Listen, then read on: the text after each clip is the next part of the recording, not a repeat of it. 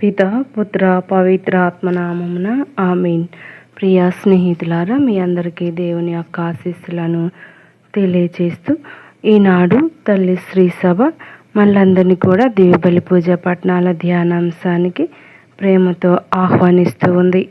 మొదటి పట్టణము ద్వితీయోపదేశకాండం 34వ అధ్యాయం 1వ వచనం నుండి 12వ వచనం వరకు. మత్తయి సువార్త 18వ అధ్యాయము 15వ వచనం నుండి 20వ వచనం వరకు. ఈనాటి సువార్త పఠనాన్ని భక్తి శ్రద్ధలతో చదివి ధ్యానించుదాం. సోదరుని సరిదిద్దుట.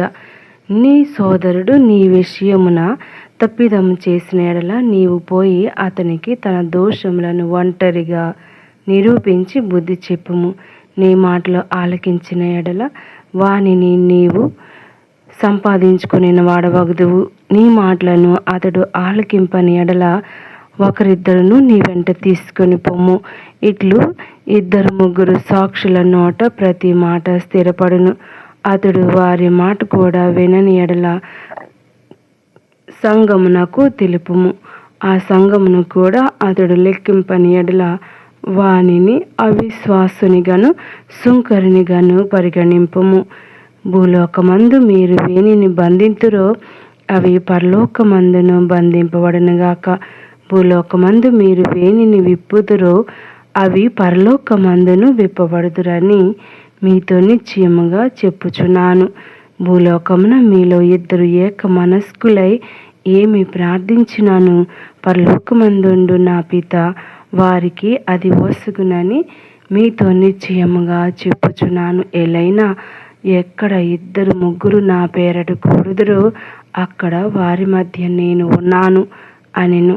ఇది ప్రభువు వాక్కు. సర్వేశ్వరునికి వందనములు. ప్రియ స్నేహితులారా, ఈనాటి యొక్క సువిశేష భాగాన్ని మనం అనేక మార్లు వినే ఉంటాం. అయినప్పటికీ దేవుడు మనందరినీ కూడా కూలంకుషంగా భక్తితో ధ్యానించమని ఒక అవకాశాన్ని ఇస్తున్నారన్న సంగతి మరువకూడదు. ధ్యానాంశం: సమిష్టి ప్రార్థనం, సంఘ సఖ్యత జీవనం. నేటి సువార్తలు యేసు ప్రబోధన మనకు అనేక అంశాలు అనుగ్రహిస్తూ ఉంది. నీవెంత ఘనుడువైనా విశ్వకీర్తి నొందిన దైవ నిర్ణయమే అంతిమం అని మరువకూడదు. మహానాయకునిగా మోషే నాయకత్వంలో దేవుడు ఇజ్రాయేలు ప్రజలను నడిపించారు. దేవుడు ముందుగానే వెల్లడించినట్లు తన 120 ఏండ్ల వయసులో మోషే పరమపదించాడు. దేవుడు మోషేతో ముఖాముఖిగా సంభాషించుట, ఎన్నో అద్భుత కార్యములు సూచక క్రియలు సల్పుట, ప్రవక్తగా మోషే ఎంత ఔన్నత్యం గలవాడో చెప్పుచున్నది. మనం ఎంతటి గొప్పవారమైనను దైవ నిర్ణయమునకు తలవగ్గవలసినదేనన్న విషయమును మోషే మరణము విదితమనర్చుచున్నది. నేటి మొదటి పట్టణము వెలుగులో మనం మన కీర్తి ప్రతిష్టలను, అధికారమును, ఔన్నత్యమును ప్రక్కన పెట్టి మన ఎడల ద్రోహం చేసిన వారిని సరిచేయవలసిన బాధ్యతను సువిశేష పట్టణం గుర్తు చేయుచున్నది. సోదరుని సరిచేసే క్రమంలో మొదటిగా అతని దోషమును ఒంటరిగా నిరూపించి బుద్ధి చెప్పవలెను. నీ మాటను ఆలకింపని ఎడల ఒకరిద్దరి సాక్షుల సమక్షంలో సరిచేయవలెను. వారి మాట కూడా లెక్క పెట్టని ఎడల సంఘమునకు నివేదించాలి.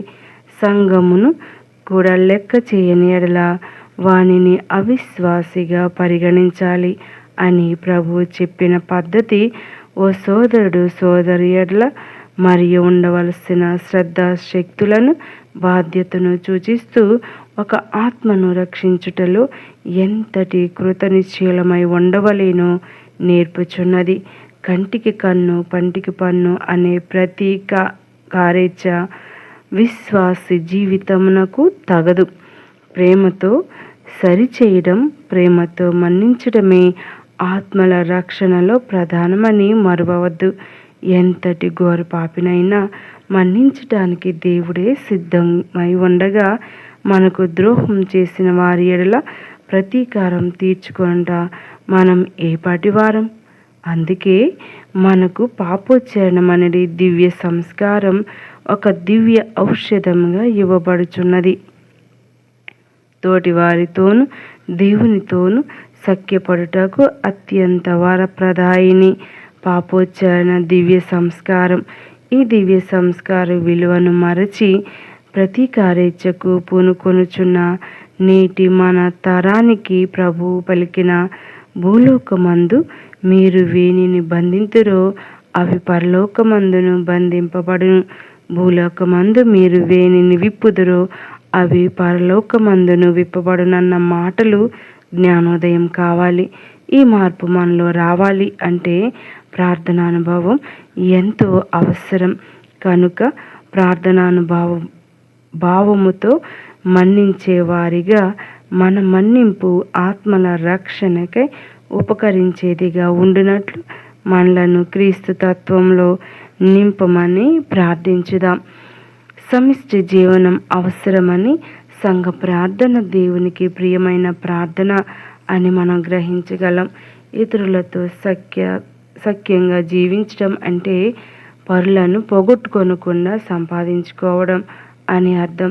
సహోదరుని సంపాదించుకోవడం అంటే రాజీ పడటం, క్షమించటం, సమాధానపడటం, సరిదిద్దుకోవటం అని అర్థం.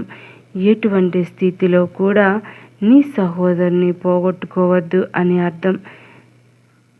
అపార్థముతో, మనస్పర్ధతో, గొడవతో దూరం పెరిగినప్పుడు నీ సహోదరుని పొందడానికి ఎంత స్థాయికైనా వెళ్ళాలని ప్రభు సూచిస్తూ ఉన్నాడు. అక్రమమును ఒకసారి పరిశీలిద్దాం. మొదటి వ్యక్తిగా మాట్లాడి తప్పును సవరించడం, రెండవది స్నేహితులతో చెప్పడం, మూడవది సంఘంతో ఒప్పించడం. పలు రకాలుగా ప్రభుని పొందటానికి ప్రయత్నించాలి. సహోదరుని పోగొట్టుకోవడం క్రైస్తవ లక్షణం కాదు.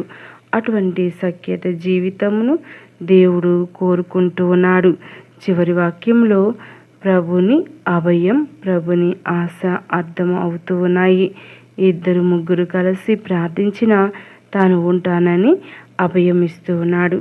2 ఏక మనస్సుతో ప్రార్థించిన తాను వింటానని ఆశను వ్యక్తం చేస్తున్నాడు. కాబట్టి ప్రార్థిద్దాం, కలయికలోని మాధుర్యమును చవిచూద్దాం.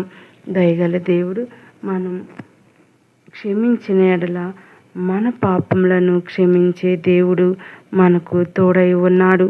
అంతేకాదు మనం సంఘ ప్రార్థనలో, వ్యక్తిగత ప్రార్థనలో జాగరూకులై ఉండాలని కూడా తెలియచేస్తూ ఉన్నారు.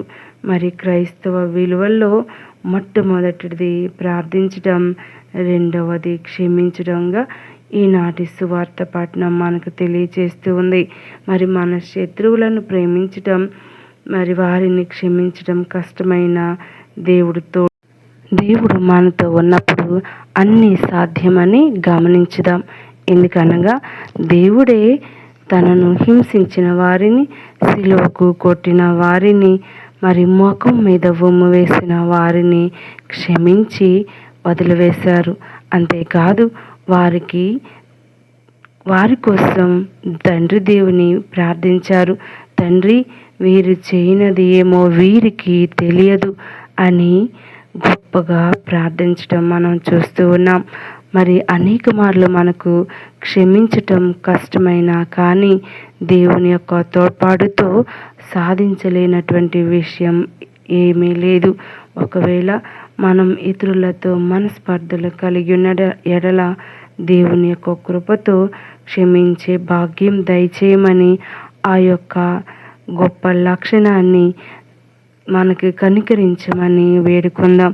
మన సహోదరుల పట్ల దృఢంగా, ప్రేమగా మెలగటానికి దేవుని యొక్క సహాయం వేడుకుందాం. మన యొక్క కోపాన్ని, ఆహాన్ని తీసివేయమని, శాంతికరమైనటువంటి, సమాధానకరమైనటువంటి హృదయాన్ని దయచేయమని, ఇతరుల ఎడల సోదరభావం కలిగి ఉండేటట్టు దీవించమని వేడుకుందాం. దయగల దేవుడు మనం క్షమించే వారిగా దీవించుదురుగాక. ఇతరులను ప్రేమించేవారిగా దీవించుదురుగాక.